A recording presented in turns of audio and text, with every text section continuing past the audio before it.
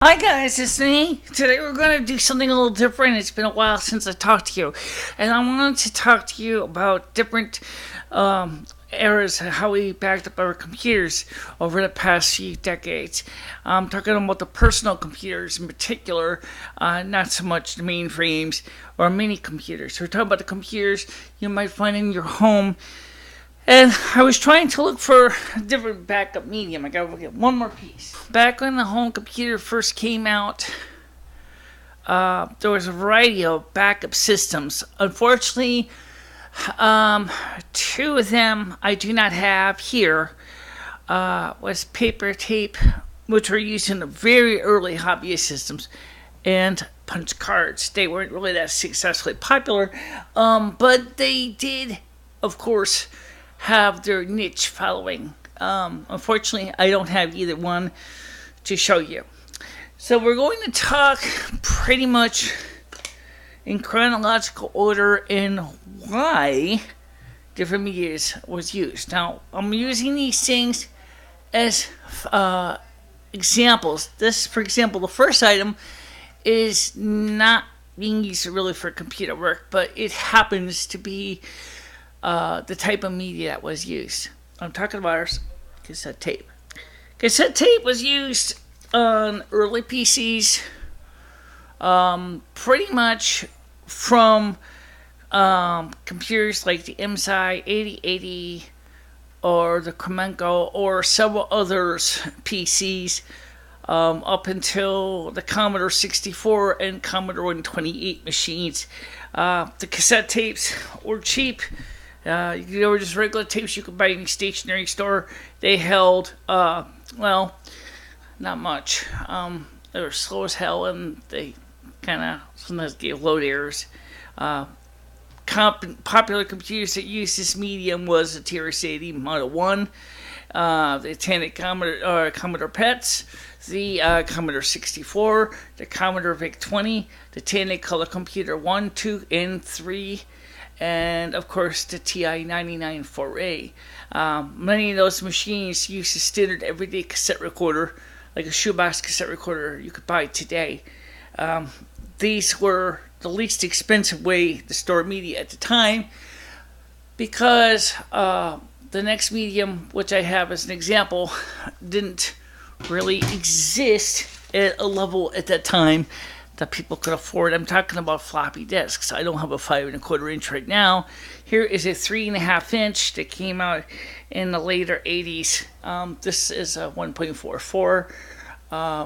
Many computers had 720Ks floppy drives. Those were still very pricey. The first computers that were using these were the IBM ATs, and some PC compatibles were using these discs as well. Most of them were double-sided, quad density, holding 720 kilobytes, 720 kilobytes per disc, and they were, this happens to be a high density, which holds 1.44. It just came out with the PS2 line of computers. There's also extended density as well, which is holds data in the rate of 2.88 megabytes per disk. Also, another disk format besides the 5 1/4 inch that were used in early home computers was the 8-inch disk. 8-inch disk, I don't have an 8-inch disk to show you, but these were the predecessor to the 5 1/4 inch, followed by the 3.5 inch. It was even a 3-inch disc, which was totally incompatible format, which no one even uses anymore. Backup wise in the PCs, when hard drives were only 10 megabytes in size, it will take you about 14 of these bad boys, 720K, to easily hold a typical 10 megabyte hard drive. Today, these disks are totally useless for archival storage for a lot of reasons. Number one, the number of 1.4s needed to back up a hard drive is absolutely impossible. I mean, hard drives today are easily 20, 30, 40, and more gigabytes, not megabytes. So which means this kind of backup was pretty much on the way out the door no sooner than it came in, because once the hard drives got bigger than 20 megabytes, it became impractical to pack them up. Then, Quarter-Inch Cartridge Corporation came up with a solution that started in the 70s. This here is a data cartridge tape. This is the full-size version. This is a 6250, also now later became known as SLR1 under Tandberg. This format here holds 250 megabytes. So this holds close to about 250 of these boys. So you can clearly store a lot of floppies on this tape cartridge. Unfortunately, this tape cartridge, like the cassette tape variation, is slow. It's not very quick. However, it's cheap. If you think about how much it is per megabyte for these tape cartridges, they really are not that expensive. Okay, this one has a lot more in common with the 8-track and cassette tape combined. Let me explain.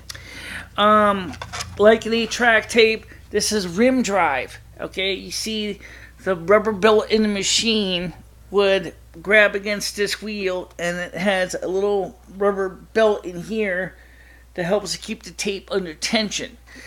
And the newer tape drives, such as the SLR4 and SLR5s, and even the better known past names such as the QIC 525s and the QIC 150s. Well, the QIC 150s, the heads are fixed heads, whereas in the 525s, their heads are flexible heads. These tapes here go up and down. The heads just rides up and down, and there's multiple tracks on the tape. The tape can read as many as 36 to 48 tracks at a time. If that type of head was ever used in a 5 or 8-track tape, it would be fantastic for 8-track tape producers for music, because that means that there would no need to have a mechanical kerchunk to go between programs. It would just basically be head fixed in one place. Now, the tape, you can see, has no pressure pad. You can actually see here, I'm holding it up here. This is the tape right here. It's just being held in place by pressure and tension. You can see what we call the sensor holes. This is the end of tape, beginning of tape sensors. As I'm moving it with my fingers here, you can see that the roll is feeding into the head. Very simple. And those little punch holes are how the drive determines the beginning of tape, end of tape, and things like that. Of course, this tape cartridge here is an older type of high-speed tape cartridge. They've come up with some newer stuff since. Unfortunately, I don't have any of the newer technology right now to show you, but I'm going to show you what other technology as we go, how we progressed from different medium to different medium. The other thing that happened was people started to do this, but this was really until the development of the DVD-ROM and DVD burner. This kind of media backup was not available. I'm talking, of course, about floppy disks or CDRs. In this case, this is a compact disc recordable disc. This holds media on it. Sony and their ilk were trying to point out how this disc was supposed to last hundreds of years. Unfortunately, they don't last that long. I have had absolutely miserable luck recovering from these discs. I took a 5-year-old backup and I could not recover it. Whereas I took a 14-year-old tape and I could back and restore up everything with no sweat. So if you're going to use DVDs to back up your computer, be warned that they last about 5 years. The other problem with these discs, you can probably see it, there's a little bit of scratches on the medium. And of course, and even if the disc is treated with absolutely, the best care, you're going to get scratches. And the plastic can turn milky, and sometimes these labels can peel off. Hi, Rust. My cat's here. So these kind of discs backing up is good for short term, but for archival storage, no, not that much. Now, as hard drives get bigger and bigger and bigger, people decided to go with external hard drives. I just got this tape original light because this thing's really wicked bright. I don't know why this company. This is original Adaptec brand. StarTech took over the company and make their own new ones now. Thanks to high-speed USB 2.0 and FireWire, you can buy these in different sizes and you put your hard drive in it. That solves the problem in one sense, but unfortunately, because it is a physical hard drive in here, it's still susceptible to shock and other damage. This is really not good for our long-term archival storage. If you need a hard drive to go somewhere, for like if you're going on a photo shoot or something and you want to be able to copy your pictures from your laptop into a removable storage device for later having someone bring back to the house, this would be good for you. But for long-term archival storage, tape still wins heads down because it is still the best way to go. It's funny because I can get a tape drive coming up. I'm really excited about this. Like we said in a radio view, our show. We did a radio show, by the way, for those of you on YouTube who do not know this. Me and Lemmy spent a lot of time talking about radio programming. Yeah, we did. This is like always. Okay, we had some interruptions before we came back, so we're going to try to remember where I was. Okay, we're talking about people who are using external storage devices like this, hard drives to hold data. The problem when holding data on a hard drive is because this is a mechanical device. There's a lot of parts in here. There's platters, there's electronics, and of course there's very, very fine heads. This means that these things can get damaged. Drop one of these bad boys the wrong way, at the wrong time, you could find all your data is become unretrievable. And as we found out from the cheetah that quit. So that means that of all the mediums that I have shown you that are most recoverable and have the highest levels of success, and I have tested both of these mediums, so I'm talking from experience. Cassette tape for both data and music, slow as molasses, but has very good recovery rate. Except the ones that plug into the cassette recorder, you can buy in an inexpensive store like Walmart, things like that. The tape drives. They're not always made that well, but even on these mini computers that use cassette tape can still recover the data. Same thing with your music. For computer-specific backup, I've had absolute 100% success with these bad boys. Sure, they're big, they're clunky, and they're not the fastest thing in the world. But when you go based on performance, these cartridges do very well. The new tape drive that we're ordering is an SLR tape drive. DLT tape drive, which stands for digital linear tape. It's called digital because that was the company that created the format, and it's called linear because everything is recorded pretty much sequentially, byte after byte after byte. It has multiple track heads and it allows for high-speed storage. It uses the DLT Type 4 medium, which will allow us to store uncompressed 40 gigabytes a tape cartridge. Now, a 40 gigabyte hard drive can easily be carried onto a cartridge no bigger than 4 inches by 4 inches by 1 inch thick cube. And the cartridges on eBay, you can buy them fairly inexpensively. Right now, they have a special on manufacturer refurbished external Dell. Let's see, make sure I get this right here.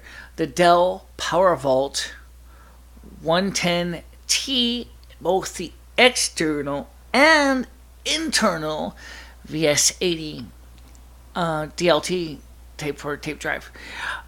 So therefore you can try out DLT, and I'm buying it next month. I'm really excited about it. I really have been really gung-ho for a long time. I'm really looking forward to being able to store so much data. I'm going to be using the drive, as I mentioned with Lumi on the radio show, for a different application. Yeah, what Michelle wants to do is a couple different things. Besides backing up, she also wants to set up a system where you can actually request a certain file, and then the tape machine, through a tape library function, can go after and get the file, extract it, and then send you a file attached with your file you requested. We're going to be doing that for the downloads area, specifically because downloads, we have them right now on 4 DVDRs. Is it DVDRs? Yeah, 4 DVD-R media, but unfortunately, the DVD-R discs are even more unreliable than the CDRs. So we want to transfer that instead from DVD-Rs to tape, so that we can have the downloads available as a file that you can actually request, and then have the tape drive through the autoloader. Eventually, we're going to be buying that in July. Would be able to grab the file off the tape, send you the file attached, and then you'll be able to process it and do whatever you got to do with it. As well as, of course, we're going to have probably eventually get a second, possibly second BSA loader in the near future, which would be another Dell PowerVault 122T, so that we can actually have 2, one for public accessible files like the downloads, and one for private files such as routine backups. That way there won't be we'll be able to keep the 2 separate. Now, by the way, one of the things is about tape backup is that the people in the world today have gotten really kind of been putting a lot of money and time into using things such as the cloud. The cloud is, because of its nature and the fact that it's actually storing files on someone else's computer. If, for example, whatever happened to Mega Upload could happen to you. Either A, the company could just decide to go bankrupt, and then all of a sudden, without giving you reasonable warning, your files are gone forever. Or, like happened to Mega Upload, some illegal government action results in the company closing abruptly and not giving you any warning to get your files off the system. And even if you could get the files off your system, depending on how many files there is, you could find yourself taking a long time to recover all of your data from the cloud and putting it onto your computer, because you're depending on the internet to do it. So if you have a very fast internet connection in your home, you'll probably have very good luck. If you have a very slow internet connection, you're going to be very upset.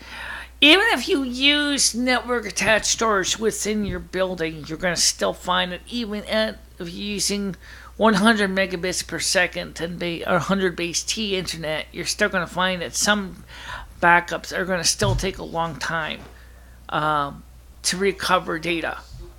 That's where you need things like tapes, because tape cartridges, if your different drives have a cartridge drive that's compatible with each other, you can slip this cartridge from one drive into the other, and you can transfer the files that way. Plus, the cartridges can be set on a shelf, and if they're treated well, they will last you. This one here lasted me for 14 years.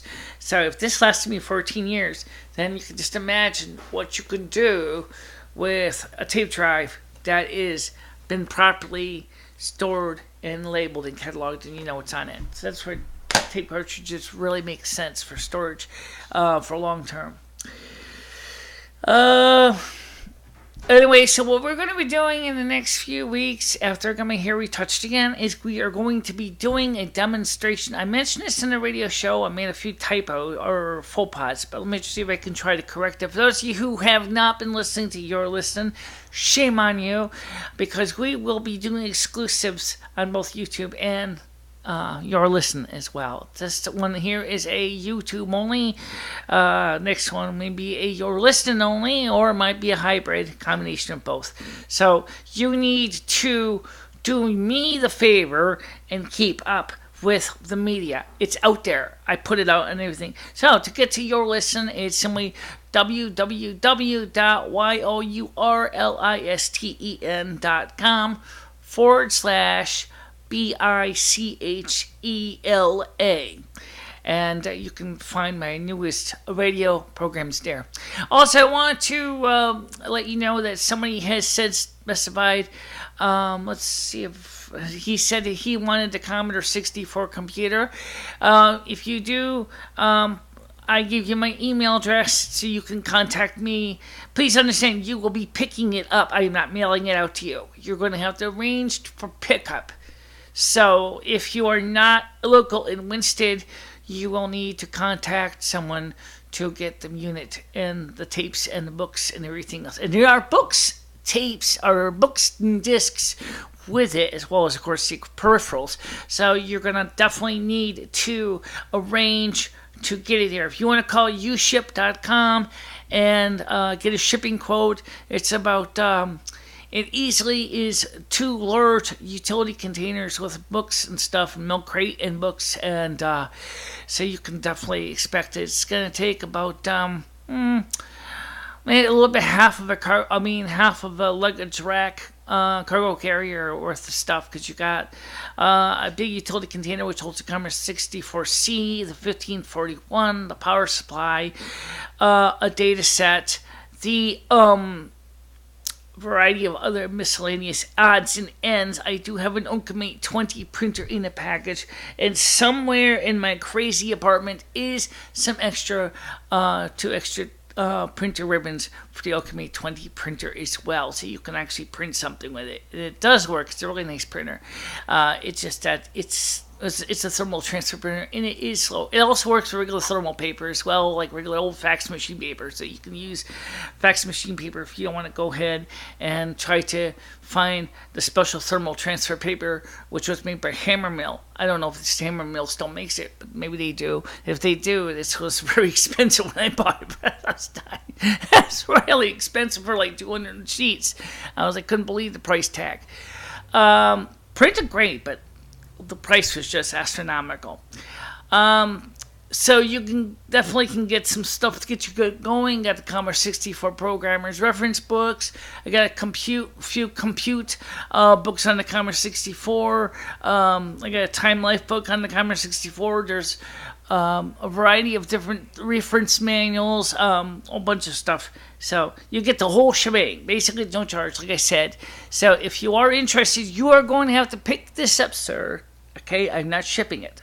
Okay, you got to pick it up. So you want to go have someone pick it up, you call uship.com. You give them the address. We'll discuss it on the phone.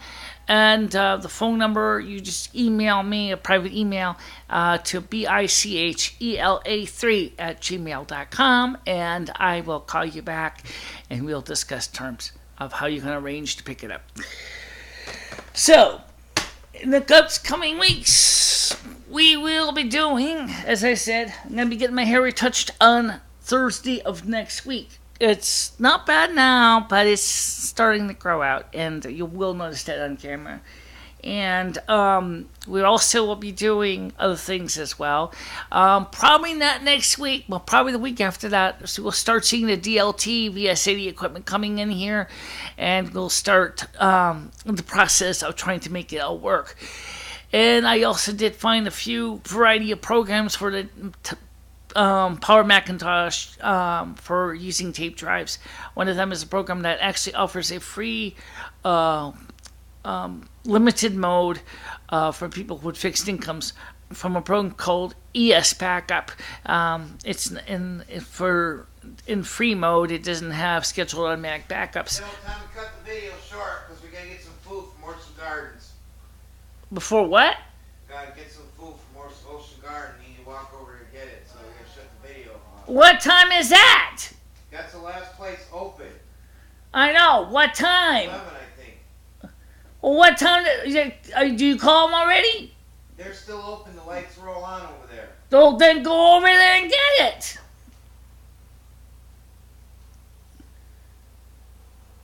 You're gonna have to go over and do it, Ed, because I don't know what you want.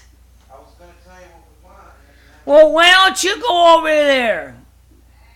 Son, get outside and get a little exercise. You can eat there too.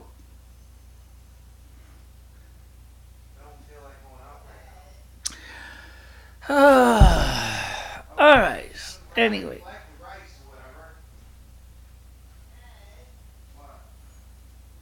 I hate this. I really do. And like, every time I try to do a video, I'm always interrupted. Over and over again. I try to keep my cool on camera, but you know what? I have to be honest and say it. I told him that I'm doing a video. And I told him that I'm busy. And I told him that I do not like to be interrupted when doing a video. I have told him this over and over again. And he continues to interrupt me and the videos. And I'm going to tell you right now, I don't like that very much. Okay? Now, as far as the tape drive goes, I'm really waiting for it. And just like Nima says, waiting. I hate this shit. I'm sick of waiting too. Especially the fact is it's going to take me time to get the products and deliver the said products to my house. And some of the stuff's coming from Florida, some from Texas, and some of it's from Arizona. Let's just hope the raspberry crazy ants don't come as included in the price. Please, no raspberry crazy ants. I don't want raspberry crazy ants. Bad enough I got cockroaches. I didn't invite them either. I just got stuck with them. Alright, so don't forget to like, share, comment. Down there in the comment section. And if you haven't already, subscribe. And let your friends know. And we will do what we can to come up with new videos. And next week, hopefully, we'll be doing a video on using a tape drive with different computers. Okay? Talk to you later. Bye-bye, everybody.